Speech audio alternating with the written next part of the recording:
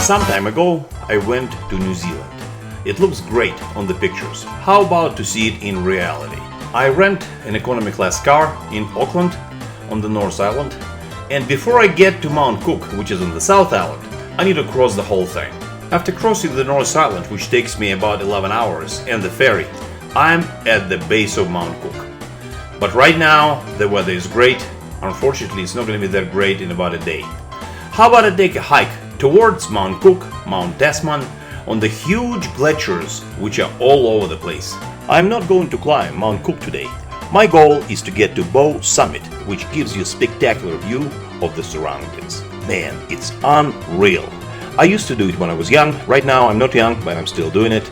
I'm by myself, I'm carrying a huge load, and I'm enjoying all this. However, it is time to continue. By the way, fruits here are $1 a bucket. A few hours later, I arrived to Queenstown, the official capital of the world for the adventurers like me. Very cozy bed and breakfast here is only $20 a night. Cheap, cheap, cheap. Queenstown. It's gorgeous, magnificent, and not crowded. Of course, you have to try some beer. After trying lots and lots of beer, I feel even better. Very good stuff. Next morning, I need to go to Kepler's track. The weather here is always pouring rain, cats and dogs, so it is right now. This trail usually accomplished in 5 days. I want to do it in 1.5. Out of 4 shelters on the way to finish, I'm gonna use only this one. Now, this morning I need to go for about 35 miles non-stop with a heavy backpack. I'm sure I can do it after I watch the caves. Kepler Trek is one of the most famous treks in New Zealand. There are no roads here, no help, and weather could change to treacherous any moment. If you're not set up properly, people die here like flies. I'm not going to do that though. 7 hours of walk, 2 more passes behind me, and I'm already in the jungle area. From here, about 5 more hours, I should be back to the road. Another shelter, another look at the map. Yep, I'm going in the right direction. Today, I've been traveling for about 12 hours already. I'm a little tired, and my feet, I know, it's not pretty. Sorry about that. It's all good though. If you ever decide to come to New Zealand, visit Kepler Trek. It's unbelievable and fantastic. Now, I'm back to my bed and breakfast. Oof, not pleasant again, sorry about that. Food is excellent, traditional, very New Zealandic, and outstanding. If you visit New Zealand and you never tried the jet boating, it means you never been to New Zealand. Well, let's try it. How about it?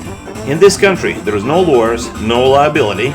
If you crash and die, it's your own prerogative. That's okay. Let's get it done, shall we? 45 miles an hour speed along very narrow canyons sounds pretty good to me. Actually, after trying this, I did buy a jet boat in Colorado and tried the same thing at home.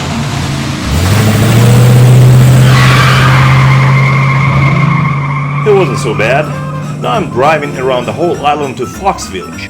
From here, the biggest glacier in New Zealand, named Fox, of course, on which I will be for the next 4 days by myself, presumably. I should try a little bit of cramponing and a little bit of climbing, because tomorrow it's a busy day. Tomorrow I should use the helicopter support, which will get me to the Pioneer's Hut, located in the very end of Fox Glacier. From there are quite a few peaks I could conquer, but that's tomorrow.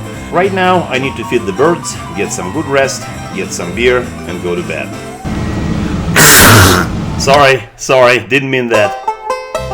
Round trip to Fox Glacier Pioneer Hut on this beautiful aircraft. It's only $200 round trip. 100 there, 100 back. That's the Pioneer's Hut. I'll be there for about 4 days by myself, exploring and climbing all this peak which you can see right now. Beautiful accommodations, it's all for me. And those are Mount Tasman, the Bearmont, and of course, no horses allowed. Anyhow, to have breakfast in such place, it's unreal.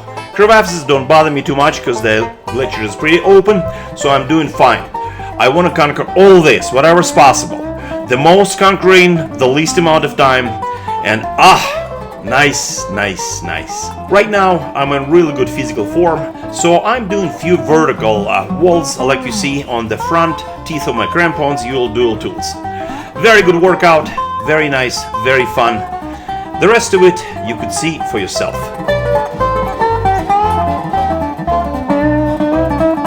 Every day I travel further and further from my hut just to explore more territories. It's very rarely visited.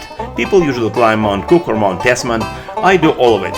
I go to Glacier Peak, Mount de Biamont, all the Rounds glaciers, Pioneer Spots, etc., etc.